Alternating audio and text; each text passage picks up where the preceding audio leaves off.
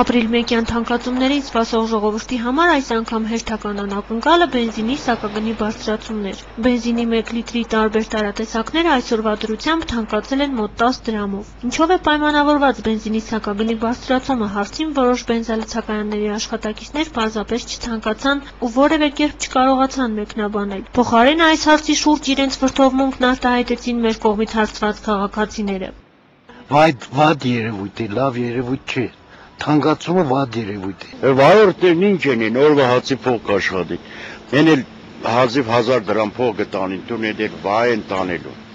Բայց դե հանգնալն էլ վրակուդա էդի գուդիս պետք է ապրի, ինչ պետք է ապրի չի։ Ես նկատել եմ, որ մարդու քինը իջել է աղջիկյան բենզինի, ատարի, ժիբիլի քինը թանկացել է։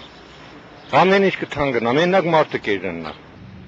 Բենզինի սակագնի բարձրացումը որոշակի իմաստով անտրամաբանական է դիտվում այն առումով, որ համենայն դեպս վերջին շրջանում նավթի համաշխարհային գների բարձրացում չի նկատվել։ Չի եղել նաև դրամի փոխարժեքի որոշակի տատանում կամ արժեզրկում, չնայած մեր նկարահանման պահին տարադրամի փոխանակման կետերում ինքնարժեքին մասին վկայող գնապիտակները չգիտես ինչու բացակայում էին։ Այս պարագայում ո՞րն էր բենզինի սակագնի բարձրացման դրդապատճառը։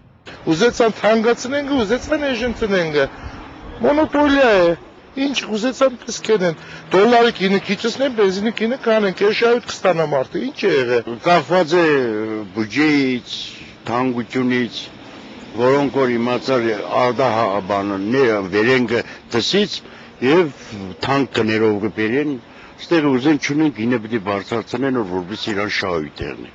Հիմնականում գործազուրկ չնչին աշխատավարձով կամ թոշակի ու նպաստի հույսով ապրող ժողովրդին այլ ելք չի մնում, քան ինչպես իրենք են նշում երկրից հեռանալը, քանի որ այսպիսի պայմաններում շատերը գոյատևել անգամ չեն կարողանում։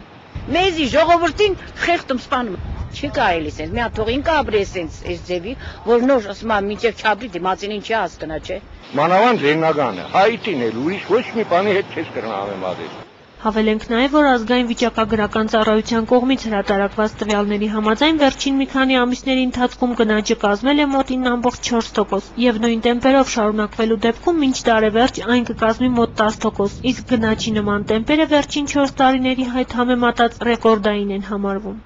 Անահիտ Նադարյան, Տիգրան Գասաբյան, Gala News։